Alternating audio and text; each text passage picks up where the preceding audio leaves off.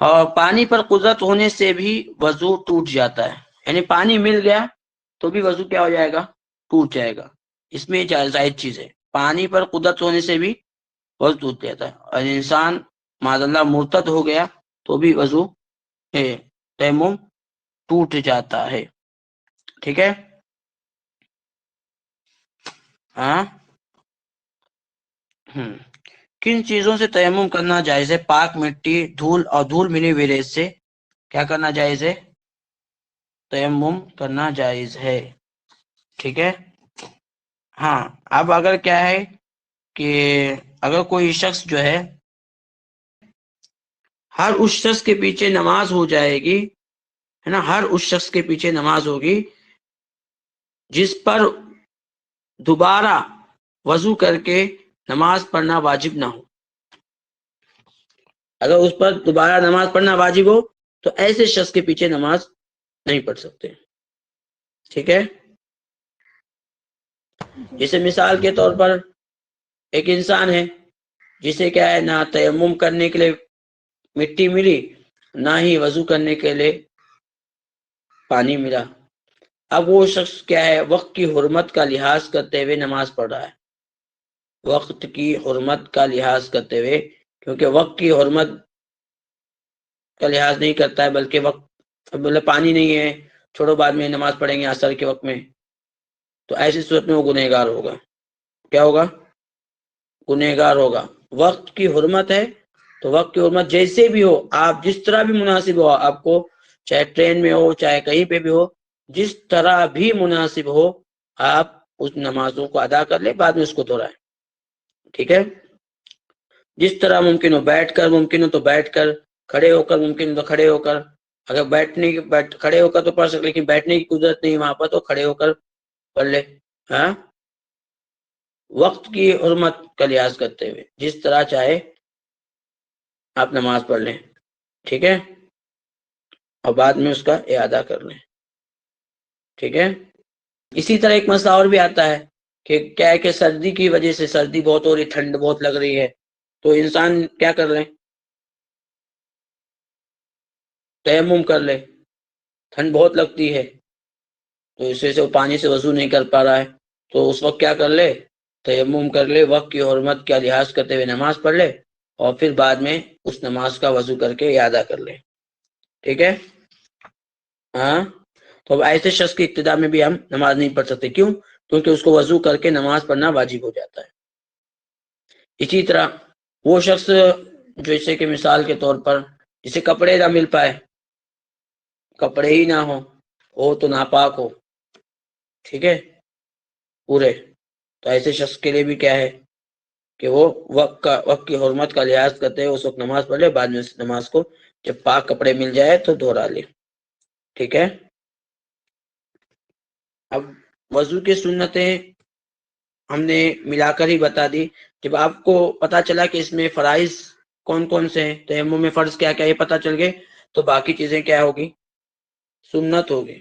جسے مثال کے طور پر قبلہ رخ ہونا، مسواک کرنا، شروع میں بسم اللہ شریف کا پڑھنا، ٹھیک ہے دونوں ہاتھوں کو ایک ساتھ ملا کر مٹی مارنا، ٹھیک ہے پھر ہاتھوں کو مسح کرتے ہوئے بازو کو بھی مسح کرنا، خلال کرنا، ہے نا، اور وضو میں جس طرح اعضاء کو ملتے ہیں اسی طرح تیمم میں عضو پر ہاتھوں کو پھیرنا، پے در پے کرنا، ایک سے زیادہ مرتبہ مسح نہ کرنا، ٹھیک ہے اور تیمم کے بعد جو مٹی عضو پر ہو اسے نماز سے پہلے زائل نہ کرنا، ٹھیک ہے پھر وضو کے بعد جس طرح تحیۃ الوضو پڑھتے ہیں اسی طرح 2 رکعت تیمم کے بعد بھی پڑھنا۔ ٹھیک ہے یہ سب یعنی جو فرائض بیان کی کہ اس کے بعد جو ہے وہ تیمم میں کیا ہو جائیں گے؟ سنتیں ہو جائیں گی۔ بات سمجھ میں آ گئی؟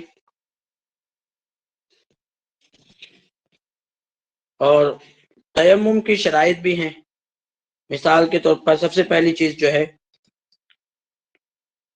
تیمم کرنے سے پہلے نجاست کو دور کرنا، نمبر 1 شرط۔ تیمم کے شرائط کتنے ہیں؟ 6 ہیں. کتنے ہیں؟ 6 ہے. نمبر 1، تیمم سے پہلے نجاست کو دور کرنا. ٹھیک ہے، کیا ہے؟ تیمم کرنے سے پہلے نجاست کو دور کرنا. اور پھر نمبر 2، پاک مٹی سے تیمم کرنا. کون سی مٹی سے؟ پاک مٹی سے تیمم کرنا. ٹھیک ہے، کون سی؟ پاک مٹی سے. اگر استعمال شدہ مٹی ہے تو اس سے بھی وضو نہیں تیمم نہیں ہوگا. اگر کسی نے استعمال کیا ہے وہی مٹی ہے تو اس سے تیمم نہیں ہوگا. ٹھیک ہے. اور فرض تیمم میں جو استعمال ہوئی مٹی سے کیا ہے؟ کیا نہیں ہو سکتا؟ پھر سے تیمم کرے تو پاک ہونا چاہیے، ناپاک نہیں ہونا چاہیے. نمبر 3، پانی کو استعمال کرنے سے عاجز ہونا. ہاں، پانی کو استعمال کرنے سے عاجز ہونا. اب وہ کیسے ہو سکتا ہے؟ تو پانی مل نہیں رہا ہے نا، اور پانی نہیں مل پا رہا ہے ڈھونڈنے کے باوجود، اور 1.25 میل تک ڈھونڈنے کے باوجود جو ہے پانی نہیں مل رہا ہے. تو اب اس صورت میں کیا کرے گا؟ تیمم کرے گا. عاجز ہونے کی ایک صورت ہے، یا پانی تو ہے لیکن بیمار ایسا ہے، بیمار ہی بڑھنے کا اسے خدشہ ہے، یا عضو کے ختم ہونے کا اندیشہ ہو. ٹھیک ہے، یا پلاسٹر وغیرہ لگا ہو. ہاں، تو یہ سب چیزیں ہیں جس کی وجہ سے کیا کرنا پڑے گا؟ تیمم کرنا پڑے گا. 3 ہو گئے. اور نمبر 4، قبلہ معلوم نہ ہو تو تیمم سے پہلے ہی قبلہ معلوم کرنے کی کوشش کرنا ہے نا. یعنی تیمم کرنے سے پہلے قبلہ معلوم کرنا، قبلہ کس طرف ہے، کیونکہ نماز پڑھنا ہے. کبھی سفر میں ہوتے ہیں تو معلوم نہیں ہوتا، تو اس سے پہلے سفر میں ہے تو اس کے پہلے قبلہ معلوم کرے کہ اس طرف قبلہ ہے، پھر نمبر 5، نماز کا وقت داخل ہونے کے بعد تیمم کرنا. نماز کا وقت داخل ہونے کے بعد تیمم کرنا. ایسا نہیں کہ ابھی عصر کا وقت داخل نہیں ہوا، 3:42 ہو رہے ہیں اور عصر کا وقت جو ہو رہا ہے 4:10 پہ ہو رہا ہے تو ابھی تیمم کر لے، تو ایسا نہیں چلے گا. اس کے لیے وقت داخل ہونا ضروری ہے. پھر نمبر 6،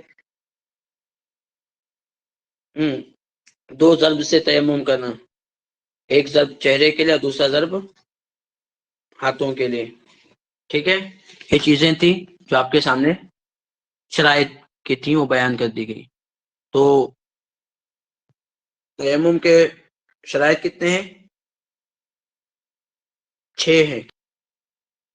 تو ایک بات ہے کہ تیمم کے ویسے سبب جو ہے وہ 3 ہیں.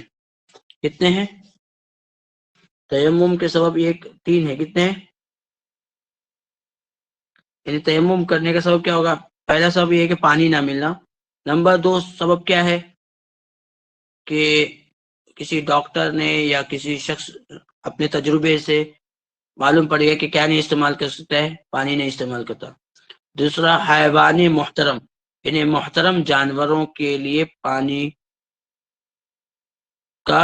کی ضرورت ہونا. پانی تو ہے لیکن حیوان محترم کے لیے چاہیے. کس کے لیے چاہیے؟ کس کے لیے چاہیے؟ حیوان محترم کے لیے چاہیے. تو اگر پانی ہے آپ کے پاس لیکن حیوان محترم کی ضرورت ہے تو اب وضو کر سکتے ہیں پانی سے؟ نہیں کر سکتے. اب کیا کر لیں؟ تیمم کر لیں. اب حیوان محترم کون کون ہے؟ تو پہلے ہم کو جاننا پڑا حیوان غیر محترم کون ہے. حیوان غیر محترم کون ہے؟ حیوان غیر محترم میں انسان جو نماز نہیں پڑھتا. کون؟ وہ انسان جو نماز نہیں پڑھتا وہ حیوان غیر محترم میں آتا ہے. نماز نہ پڑھنے والا انسان حیوان غیر محترم میں آتا ہے. اب اس کے لیے اگر اس کو پیاس ہے اور پانی کی ضرورت ہے تو اس کے لیے پانی نہیں دیا جائے گا. سمجھے، وضو آپ کریں گے ایسی صورت میں. بات سمجھ میں آ رہی میری؟ میں نے کیا کہا کہ حیوان غیر محترم میں سب سے پہلا غیر محترم کون ہے؟ وہ انسان جو نماز نہیں پڑھتا. اب اس کے پانی کی ضرورت ہے اور آپ کے وضو کے لیے بھی پانی ضرورت ہے، تو آپ کیا کریں گے؟ اس کو پانی دیں گے پینے کے لیے؟ نہیں، بلکہ آپ وضو کر لیں گے. ہاں، اب ایک نمازی ہے، نماز پڑھنے والا انسان ہے ہر وقت، تو اب ایسے شخص کے لیے پانی کی ضرورت ہے، تو اب اس کے لیے پانی رکھیں گے کہ نہیں رکھیں گے؟ ہاں، اس کے لیے پانی رکھیں گے. اب اس سے وضو نہیں کریں گے. بات سمجھ میں آ گئی؟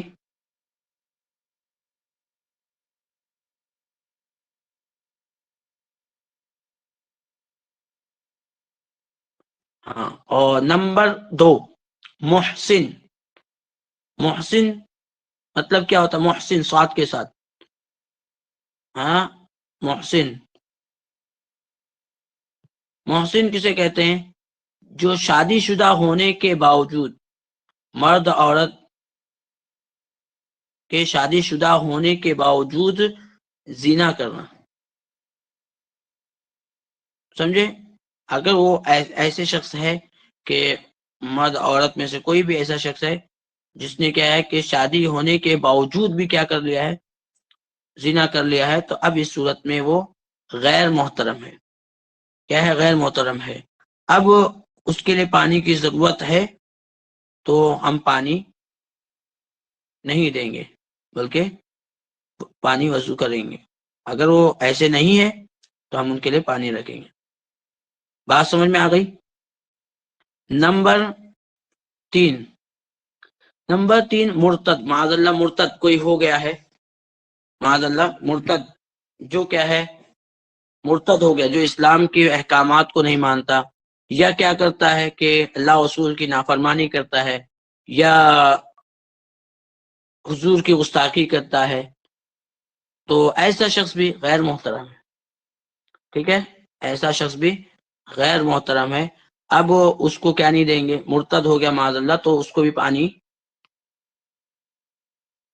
نہیں دیں گے. ٹھیک ہے، بلکہ آپ اس سے وضو کر لیں گے. اب ہے جنگی کافر. کون؟ جنگی کافر. وہ کافر جو کیا کر رہا ہے؟ مسلمانوں کے ساتھ جنگ کر رہا ہے، تو اس کو بھی کیا ہے کہ اس کو پانی کی ضرورت ہے، تو ہم اس کو پانی نہیں دیں گے. سمجھے؟ جنگی کافر ہے تو اس کو بھی پانی ہم نہیں دیں گے. نمبر 5 جو ہے، ابھی جیسے کہ ایک کافر ہے لیکن کیا ہے؟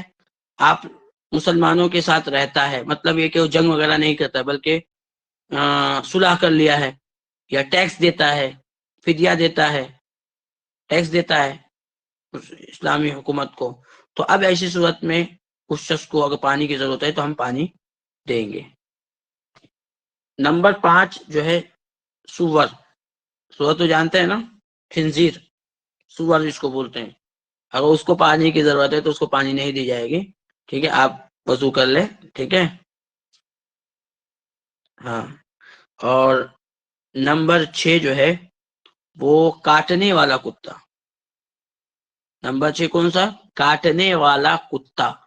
اب اگر کاٹنے والا کتا موجود ہے تو وہ غیر محترم ہے. اگر کاٹنے والا نہیں بلکہ شکار کا ہے، اس کو پانی کی ضرورت ہے تو پانی دیا جائے گا. استنجا کا بیان. کس کا بیان ہے چل رہا ہے یہاں سے؟ استنجا. سوال، استنجا کسے کہتے ہیں؟ استنجا کسے کہتے ہیں؟ دونوں شرمگاہ سے جو نجاست نکلے اسے ڈھیلے پانی سے صاف کرنے کو استنجا کرتے ہیں. دونوں شرمگاہ سے جو نجاست نکلے اسے ڈھیلے پانی سے صاف کرنے کو استنجا کہتے ہیں. آگے دیکھیں، استنجا کا مصنون طریقہ کیا ہے؟ استنجا کا مصنون طریقہ یہ ہے کہ لگی ہوئی نجاست کو پہلے ڈھیلے یا پتھر وغیرہ سے دور کرے، پھر پانی سے دھوئے. یہ افضل طریقہ ہے. افضل طریقہ، سب سے بہتر طریقہ یہ ہے نا، استنجا کا سب سے بہتر طریقہ یہ ہے کہ لگی ہوئی نجاست کو پہلے ڈھیلے یا نجاست پتھر وغیرہ سے کس کو کیا کر دے؟ دور کر دے، پھر پانی سے دھوئے. یہ افضل طریقہ ہے. ٹھیک ہے، ٹھیک ہے. اور اگر کوئی شخص پانی یا ڈھیلے میں سے کسی کو چننا چاہتا ہے تو بہتر ہے کہ وہ پانی کو استعمال کریں. ٹھیک ہے، سب سے بہتر طریقہ کہ پانی کو بھی استعمال کرے اور ڈھیلے کو. پہلے ڈھیلے کو استعمال کرے اور گندگی کو وہاں سے ہٹا دے، سمجھے. پھر اس کے بعد کیا کریں؟ پانی کا استعمال کریں. اس کے بعد کیا کریں؟ پانی کا استعمال کریں. یہ بہتر طریقہ.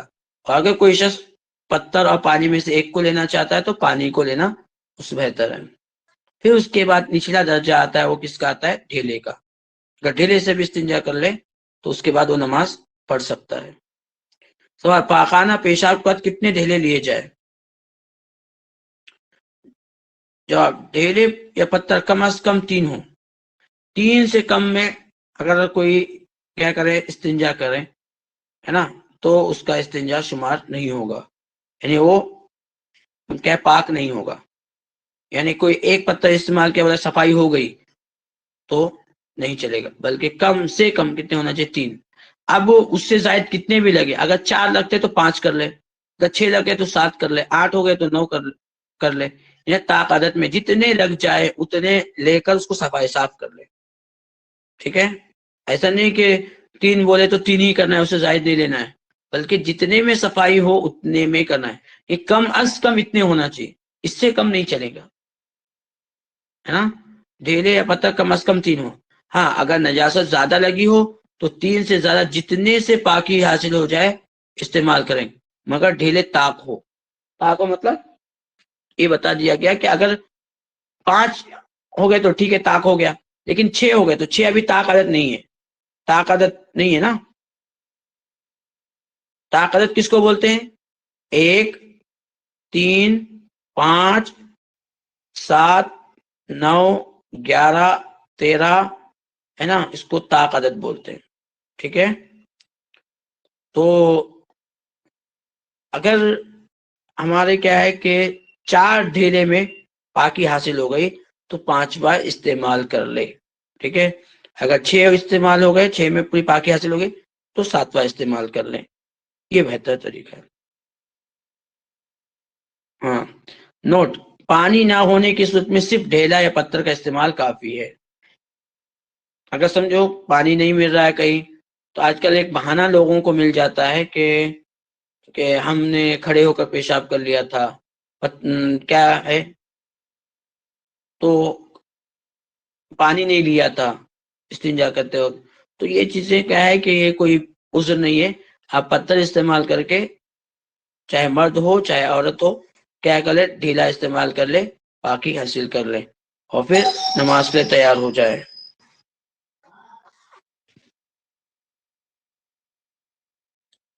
سوال: کن چیزوں سے استعمال کرنا منع ہے؟ جواب: استعمال کیے ہوئے ڈھیلے، گوبر، لیڈ، ہڈی اور کھائی جانے والی چیزیں اور احترام کے قابل تمام چیزوں سے استنجا کرنا کیا ہے؟ منع ہے. سوال: کن جگہوں پر پیشاب پاخانہ کرنا منع ہے؟